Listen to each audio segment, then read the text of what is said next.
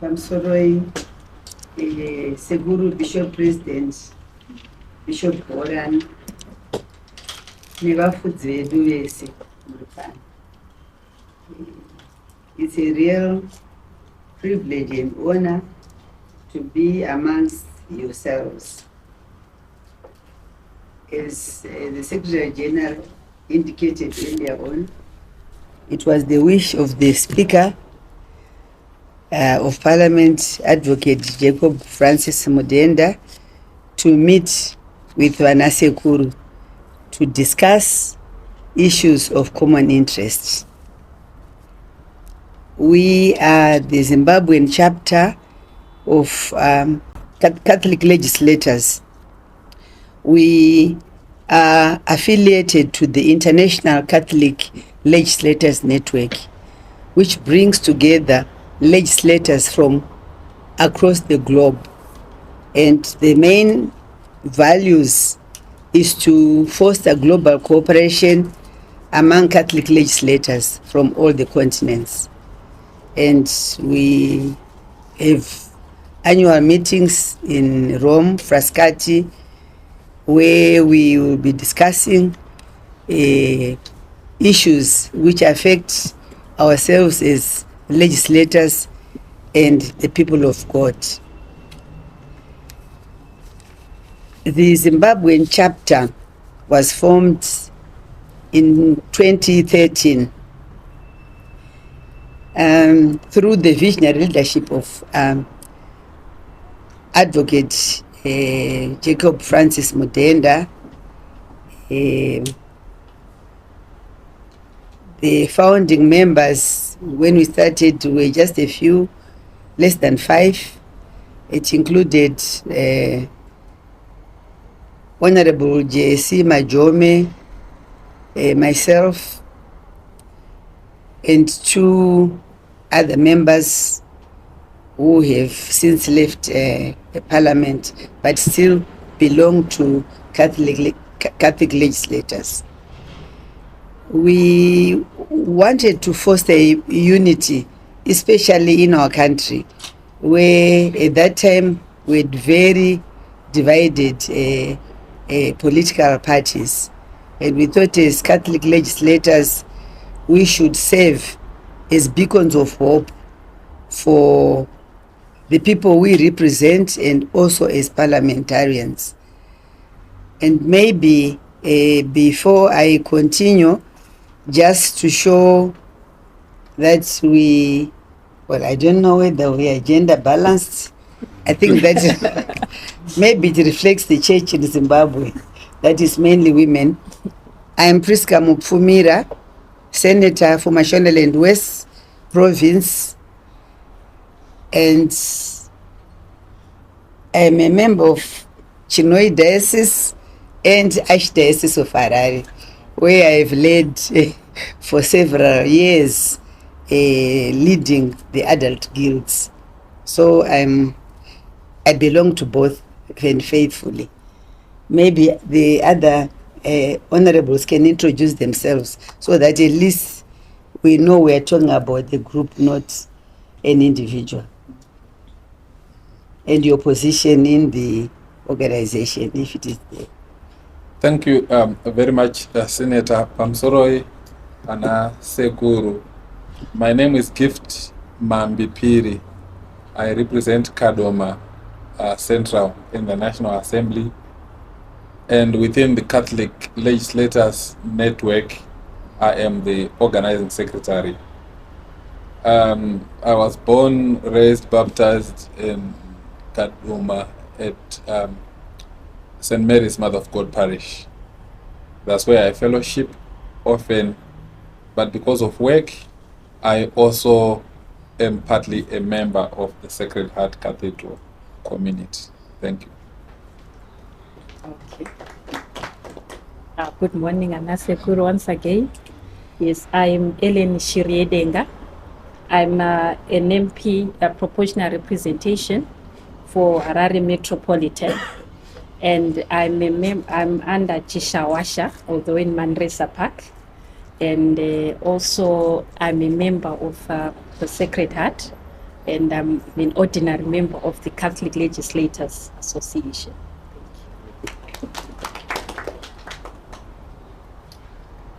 Sanibonani watathekulu. My name is Sethulo Ndebele, a member of Parliament representing Matabeleland North Province. I have 3 parishes. When I'm in Wange, my parish is Holy Family. When I'm at home, my rural home is in Cholocho. It's a Mutuleni mission. And my mother stays in Bulawayo. So when I'm in Bulawayo, I'm a member of a Uganda Matters Parish in Buveve. I belong to the Saint Anne Association. When I was bloused in 2004, Tatekulu Sepias was our spiritual director in St. Anne's of Wange Diocese. I grew up in Cholocho. When Tatekulu Alex came, they used to visit or stay part of my home. My father was a deacon, his name is Kenneth Ndebele. So I'm happy to meet you again. And Tatekulu Ndlovu also came from my diocese. Yeah,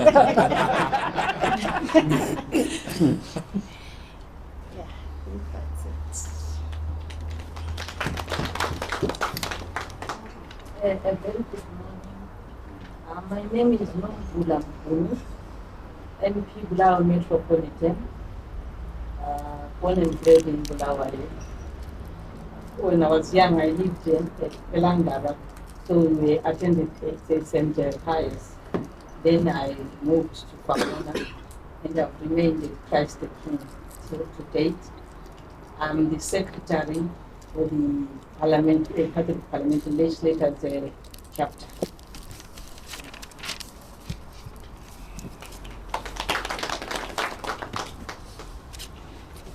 Thank you for the introductions.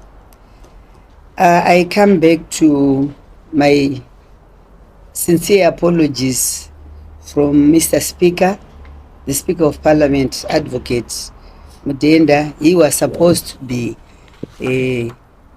sharing, but I was just caught by surprise last night.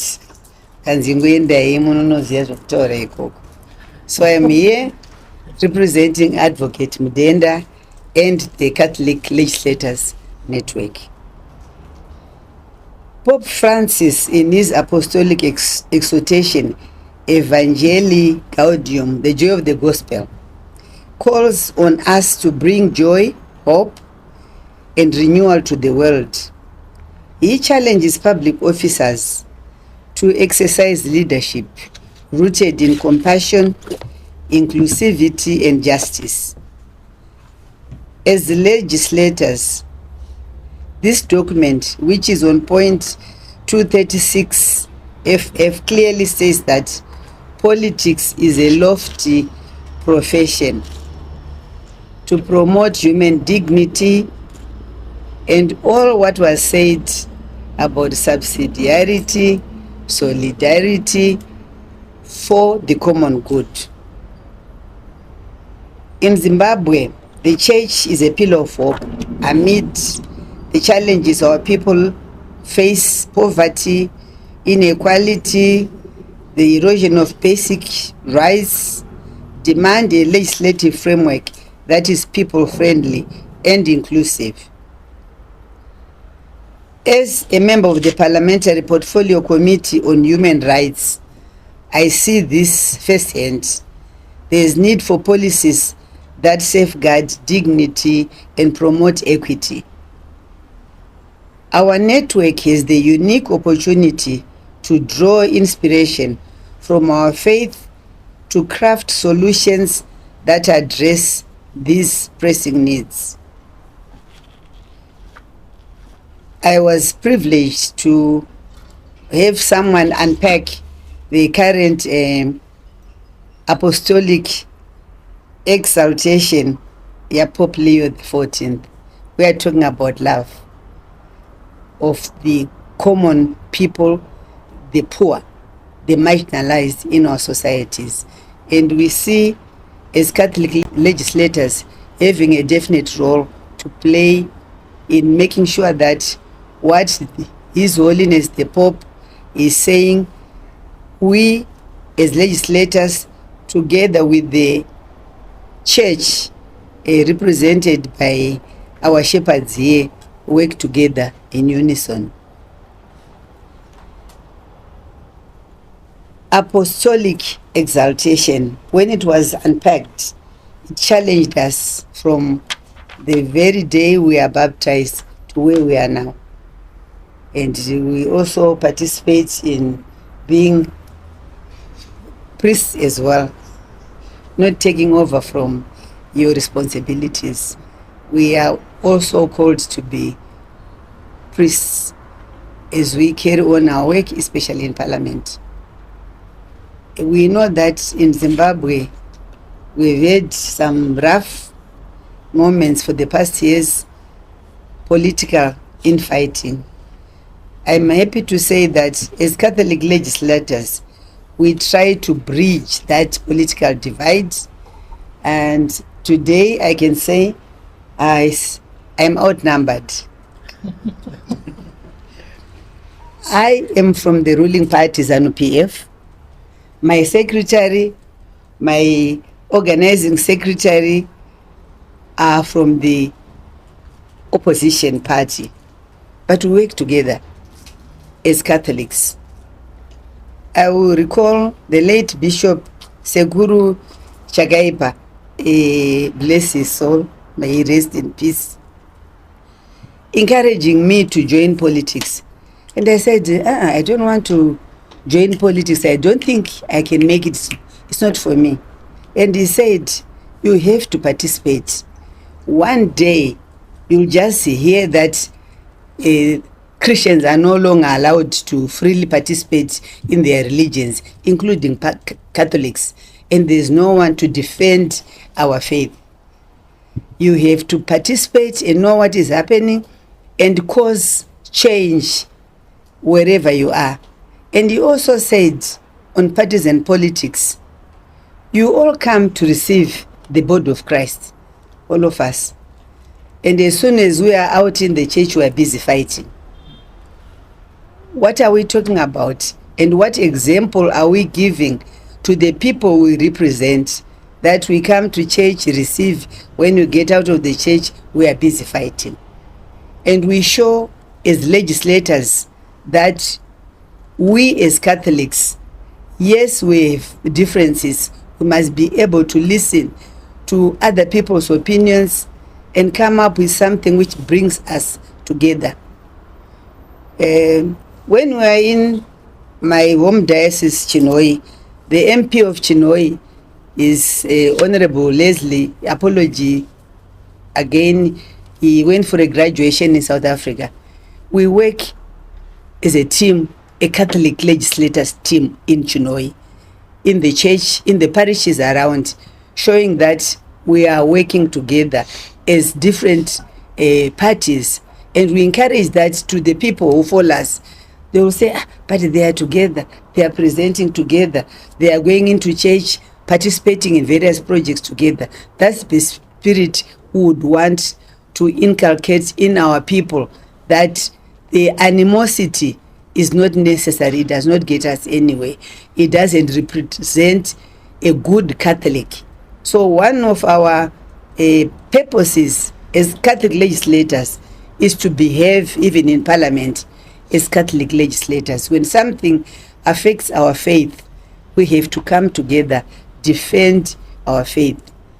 Yes, I know Sekuru Nyandoro mentioned the death penalty.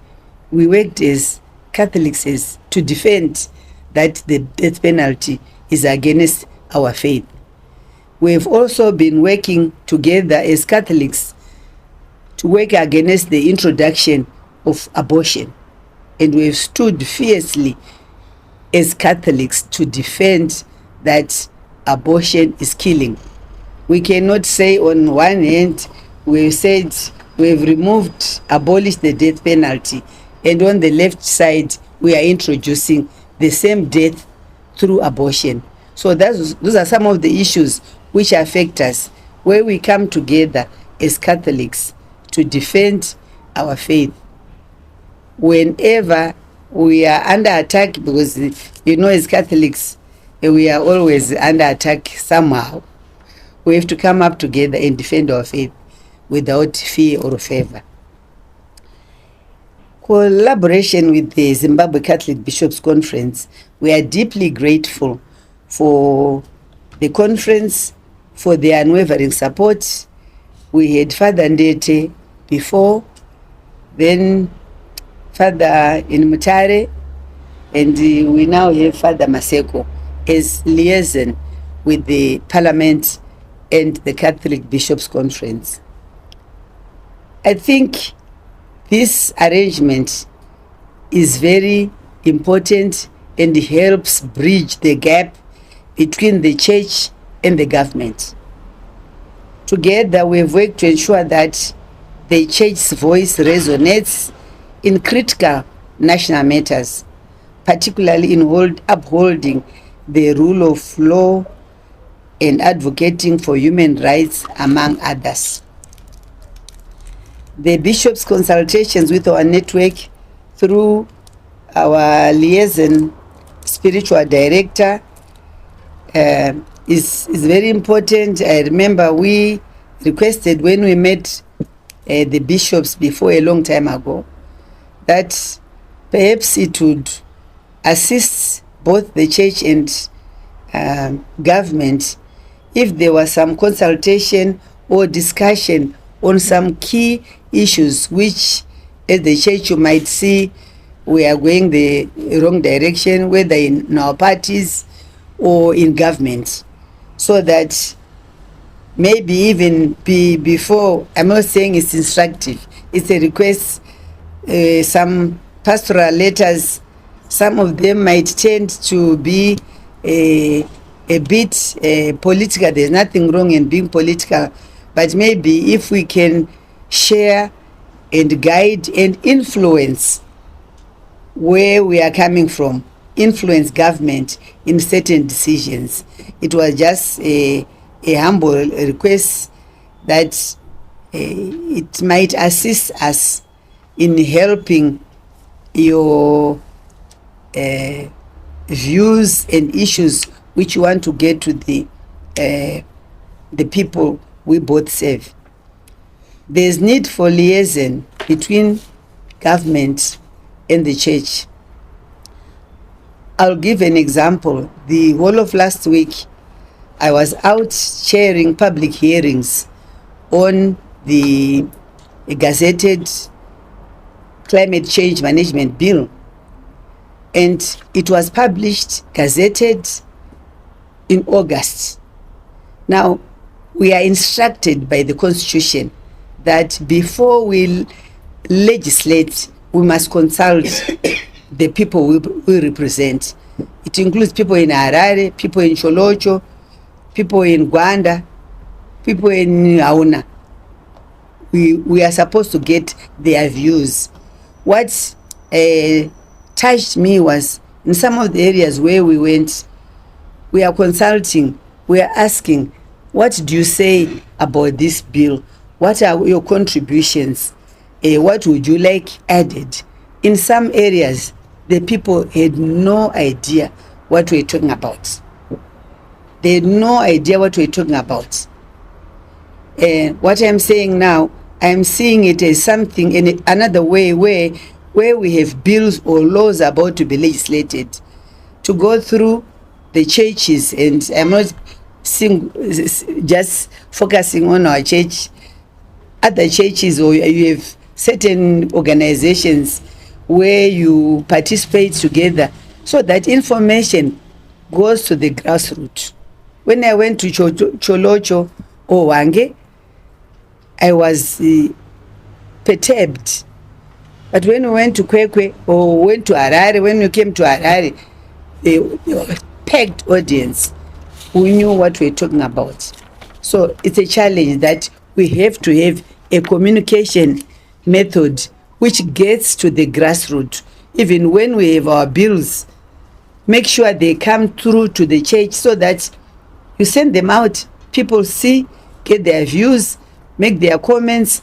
In that way, we are, it's synodality, leaving no one behind. I think we started with synodality before leaving no one behind, but they complement each other. This is one way of, as legislators in the church, we're talking about climate change. It's affecting everyone. We've had cyclones, droughts, floods, so many things happening which affect the local, ordinary people, the grassroots, the masses. And the masses are in the rural areas. And I felt, when I go back as a Catholic, I must say we have to find a way of making sure that people know. That way they participate. Otherwise, we'll take that document. It's one-sided because it's generated from the executive, but the people don't know anything about it. And it's our roles, the church and us, to make sure the people who are intended to benefit from these legislations are also involved in the formation of the laws. That's one example where I'm saying we can participate together, the church and the government. The challenge is our commitment to the values we uphold. One pressing concern is the church-run institutions like hospitals, schools.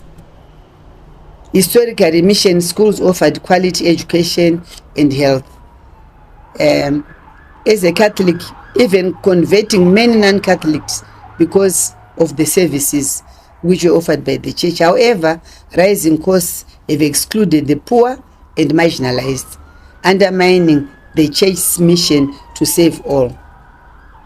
The universal apostolic preferences which the Jesuits are running for the remaining 10-year period from 2019 to 2029, particularly the commitment to journey with the youth, the marginalized, and care for our common home, guide our efforts. The other universal apostolic preference that the local chapter has been actively embracing is care for our common home, especially in this critical period where climate change has become an existential crisis. As Catholic legislators, we firmly believe that no one should be left behind. A church that is built on synodality, aligning with Pope Francis' call in Laudato Si to protect our common home. Climate change is a global problem with grave implications: environmental, social, economic, political, and for the distribution of goods. This challenges us to act decisively and inclusively for the sake of all creation. To conclude, I want again to thank the conference for inviting us to come and mix with our shepherds. We are committed to continuing this work, guided by the principles of our faith and the leadership of the church, and, as been said, building civilization of love. Mr. Speaker extends an invitation to Anasekuru to visit and experience the new Parliament building in Harare, and our Bishop Chair has had the privilege, but you are invited at your own opportunity when you are available to come and visit and see what is happening to the Parliament in Zimbabwe. And we want to thank you very much again, and we'll continue to foster unity among ourselves and among the people we represent. I thank you.